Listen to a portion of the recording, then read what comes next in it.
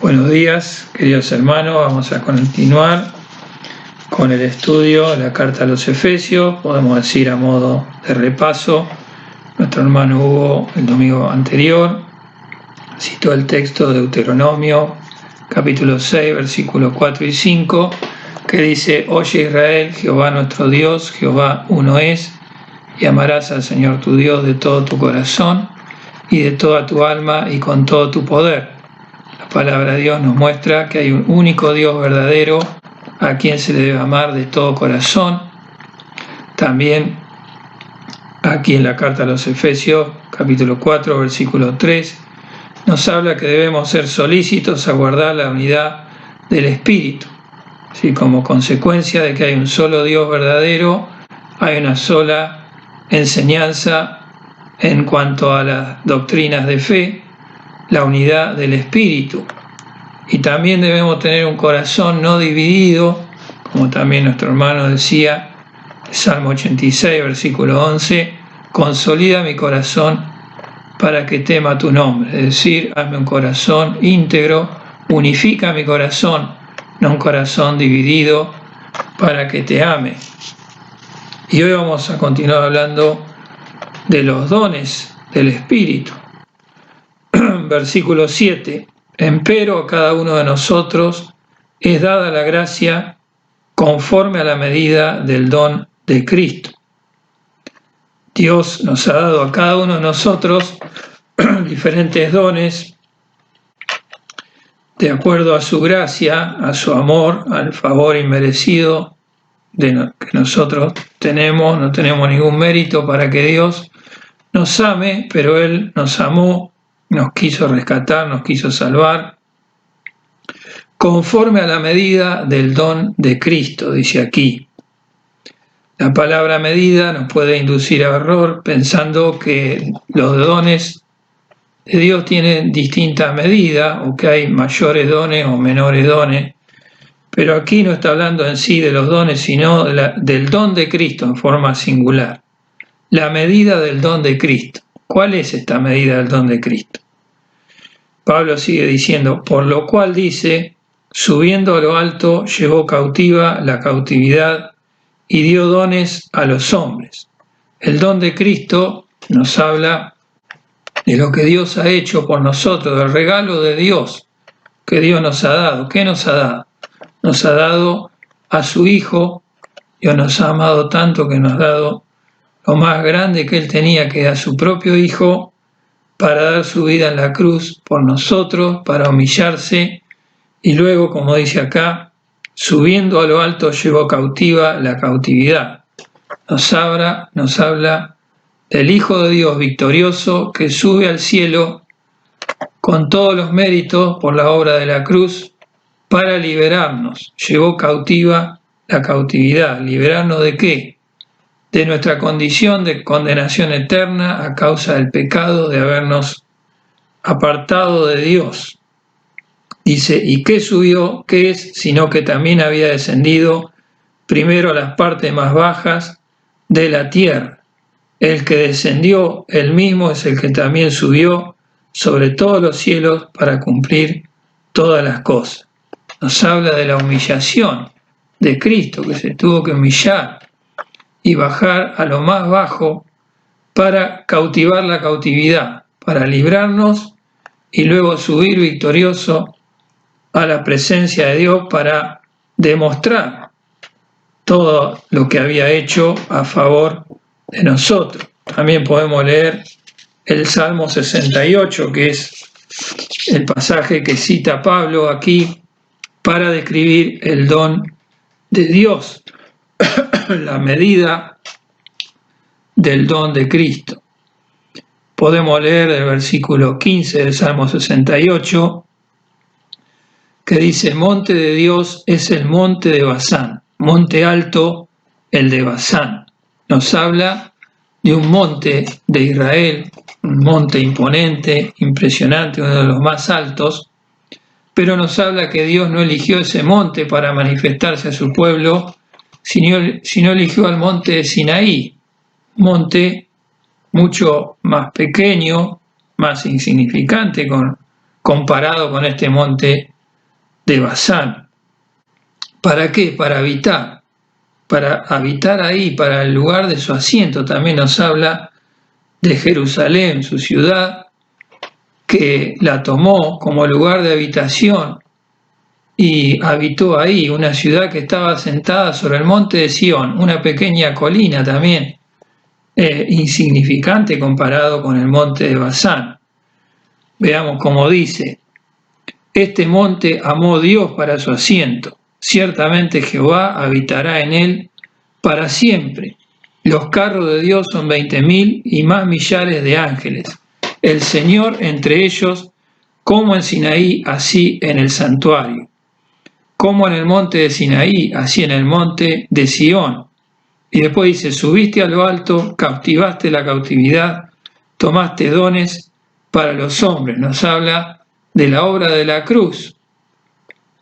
Entonces, ¿qué nos muestra aquí? Nos muestra que la gloria corresponde no a quien Dios elige, sino al mismo Dios, que va a levantar a ese pueblo para hacerlo glorioso, pero no por el mérito del pueblo en sí, sino por aquel que lo llama, que es Dios mismo.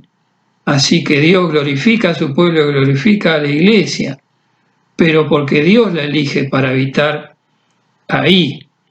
Por eso también en 1 Corintios capítulo 1, cuando Pablo habla a los creyentes de Corinto, les dice, versículo 26, porque mirad, hermanos, vuestra vocación, es decir, vuestro llamado, que no sois muchos sabios según la carne, no muchos poderosos, no muchos nobles. Antes lo necio del mundo escogió Dios, ¿para qué? Para avergonzar a los sabios. Y lo flaco del mundo escogió Dios para avergonzar lo fuerte. Es decir, podemos decir, nosotros los creyentes no nos ha elegido Dios por lo que somos.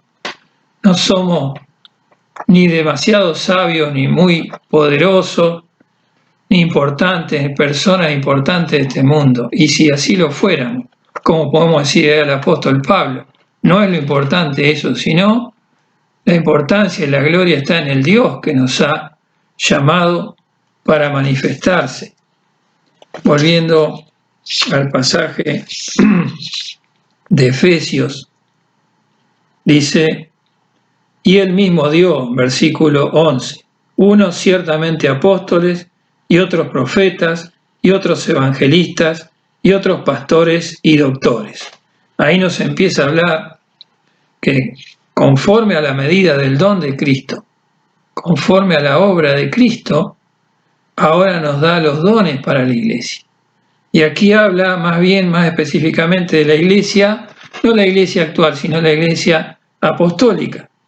Porque, por ejemplo, los dones de apóstoles y profeta, de acuerdo a la iglesia primitiva, ya no están.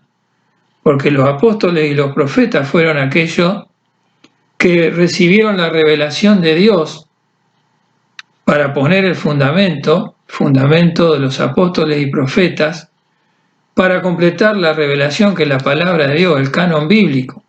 Ahora ya no tenemos apóstoles ni profetas a modo de la iglesia apostólica, aunque sí podemos decir profetas en el sentido de la predicación del evangelio, y otros dones, como evangelistas y pastores y doctores, o pastores doctores.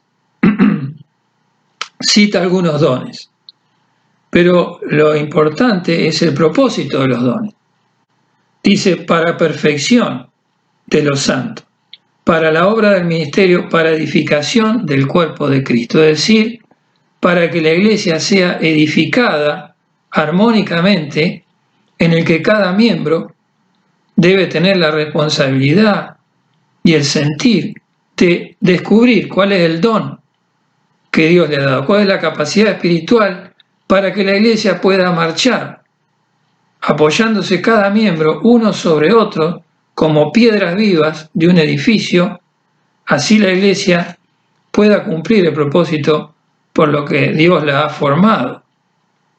¿Qué es la iglesia? Todos aquellos que han sido salvados y ahora debemos servir a Cristo en el Espíritu.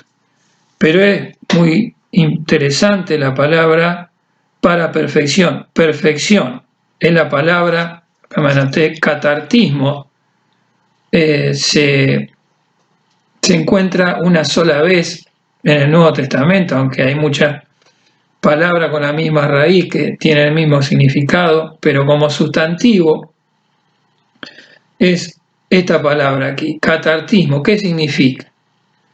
Viene del verbo catartizo, que significa reparar o remendar algo, restaurar algo, es decir, algo que está mal, arreglarlo para su uso. Pero puede no significar el hecho de restaurar algo, sino mejorar, perfeccionar, completar, equipar, preparar. Una definición muy exacta del sentido de esta palabra. Dice así: un ajuste exacto que describe cómo las partes individuales trabajan juntas en el orden correcto. Así que nos muestra que cada miembro debe primeramente reconocer el don que Dios le ha dado. Ese don no es necesariamente lo que yo quiero hacer o lo que a mí me gusta. Generalmente no coincide con lo que yo quiero hacer, porque viene de Dios, no es propio, no es mío. Dios me lo da por su Espíritu y yo lo tengo que conocer. Tengo que preguntarle al Señor, rendirme al Señor, decir: Señor, como dijo Pablo cuando se convirtió, ¿qué quieres que haga? Cada uno de nosotros.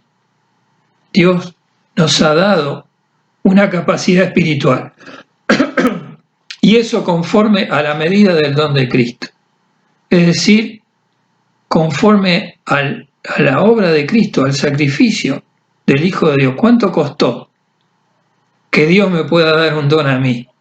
Me dé una capacidad para servirle, lo cual es un privilegio y una bendición, y debe ser de provecho para mi vida espiritual y para la vida de los demás. ¿Cuánto costó? La medida del don de Cristo. ¿Cuál es esa medida? No la puedo medir de ninguna manera porque nos habla del amor de Dios. Y esto me muestra la responsabilidad que yo como hijo de Dios tengo. No debo menospreciar todo aquello que Dios me ha dado. Podemos leer en Romanos capítulo 12 para ver un poco más de los dones. Romanos 12, versículo 6.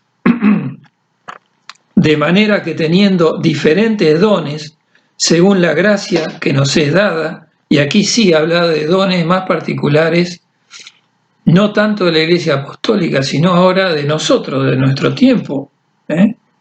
Dice: según la gracia que nos es dada, si el de profecía, úsese conforme a la medida de la fe, es decir, de acuerdo a la predicación del Evangelio. O si ministerio, en servir, significa obra. Así que ¿cuántos dones? ¿Qué es la obra que cada uno de nosotros tiene que hacer en la iglesia? O el que enseña en doctrina, el que exhorta en exhortar, el que reparte, hágalo en simplicidad, el que da, significa, el don de dar. ¿Cuánto implica eso? ¿Cuánta diversidad de dones? El que preside con solicitud, el que hace misericordia con alegría. Así que vemos la multiplicidad y cantidad de dones que hay en la iglesia. Así que cada uno de nosotros tenemos que pensar, como Pablo le decía a Timoteo: te aconsejo que despiertes el don que está en ti. Así que tenemos que pensar: reconozco el don que Dios me ha dado. Debo decir que los dones no se eligen, se reconocen. Es decir, seguramente no será aquello que yo me siento impulsado a hacer o aquello que tengo una habilidad natural para hacer, algo que a mí me agrada mucho, Seguramente que no será eso, porque se tiene que manifestar el poder de Dios, la gloria de Dios en la iglesia. Y una cosa es mi naturaleza, mi don natural, aquello que yo tengo una habilidad innata desde el día que nací para hacer. Si no será aquello con lo que Dios me ha de dotar. Entonces es muy probable que no sea lo que yo quiero hacer o lo que yo elijo hacer, sino que debo ponerme delante de Dios y preguntarle, Señor, ¿qué quieres que haga? Y ese don debe estar presidido por el amor de Dios, porque es para beneficio, para provecho no solo de mí mismo, sino para el bien del otro, el bien de mi hermano y el bien de las almas, que se verán beneficiadas ahí cuando la iglesia marche, sea edificada y crezca. También podemos leer en 1 Corintios, capítulo 12, 1 Corintios 12, versículo 7. Empero a cada uno le es dada manifestación del Espíritu para provecho. A cada uno es dada manifestación, un don del Espíritu, el Espíritu Santo de Dios que está en mi corazón. ¿Corazón para qué? Para provecho. ¿Qué significa? Para beneficio. Por eso Pablo, hablando de los dones, luego continúa hablando del amor de Dios, porque el don que me da Dios debe estar sujetado y presidido por su amor. Yo puedo decir, puedo tener muchos dones, pero si no tengo el amor de Cristo, nada soy y no seré de bendición para la iglesia. Por eso después, en este mismo capítulo 12, el último versículo dice, empero procurad los mejores dones, mas aún yo os muestro un camino más excelente. Dice, si yo hablase lenguas humanas y angélicas y no tengo caridad, vengo a ser como metal que resuena o címbalo que retiñe. O tener muchos dones, pero si no tengo caridad, ¿qué es la caridad? Es el amor de Dios. El amor que Dios nos ha enseñado, el amor sacrificial. El amor que se entrega y se sacrifica para beneficio de otro. El amor de Cristo que me fue dado a conocer y ahora yo lo tengo derramado en mi corazón por el Espíritu Santo que me es dado. ¿Le doy lugar a ese amor? Si yo estoy preocupado por saber lo que Dios me ha dado, qué don me ha dado, estaré obedeciendo, manifestando el amor de Cristo. Ahora, ¿qué pasa con mi vida? ¿Me intereso, me preocupo por saber qué es lo que Dios me ha dado para beneficio del otro? ¿O permanezco indiferente a estas cosas? Versículo 2. Y si tuviese profecía y entendiese todos los misterios y toda ciencia, y si tuviese toda la fe, de tal manera que traspasase los montes, y no tengo caridad, nada soy. Nada soy. Puedo mostrar dones espectaculares como le pasaba a los corintios, pero le faltaba el amor de Dios. Por eso había divisiones en la iglesia, porque los dones no lo querían ejercer para beneficio del hermano, para beneficio de la iglesia, sino para mostrarse a sí mismo. Por eso es importante pensar en los dones, que yo los tengo que manifestar, pero que esos dones fueron dados conforme a la medida del don de Cristo, conforme al sacrificio de Cristo. Por eso debo mirarle a Él, debo mirar el amor de Cristo, como nos dice en 2 Corintios, capítulo 5, versículo 14. Porque el amor de Cristo nos constriñe. Esa palabra constriñe es un significado muy rico. Significa nos surge, nos compromete, nos aprieta, nos pone contra la pared, podemos decir de alguna manera, porque vemos su amor. Entonces, dice, pensando esto, que si uno murió por todos, luego todos son muertos. Y por todos murió, para que los que viven ya no vivan para sí, mas para aquel que murió y resucitó por ellos. El Señor Jesucristo subió a lo alto, llevó cautiva la cautividad, murió y resucitó y nos dio la victoria. Cautivó la cautividad, nos libró, nos dio la libertad espiritual completa, nos libró de la condenación, nos salvó. El Señor le decía a los judíos, si el Hijo os libertare seréis verdaderamente libres. Y Dios nos ha libertado, ha ganado la batalla. Por eso tomó dones y dio dones para los hombres. Pero esto, ¿qué costo tuvo? Su sacrificio, la medida del don de Cristo. Querido hermano, el amor de Cristo nos constriñe, nos pone delante del Señor. ¿Cómo yo no voy a manifestar los dones que Dios me dio? ¿Cuánto costaron? Costaron el sacrificio de Cristo. Y también, si alguno nos está escuchando que no conoce a Cristo, piense en esto, que Dios también lo amó y murió para libertarlo, para darle vida eterna.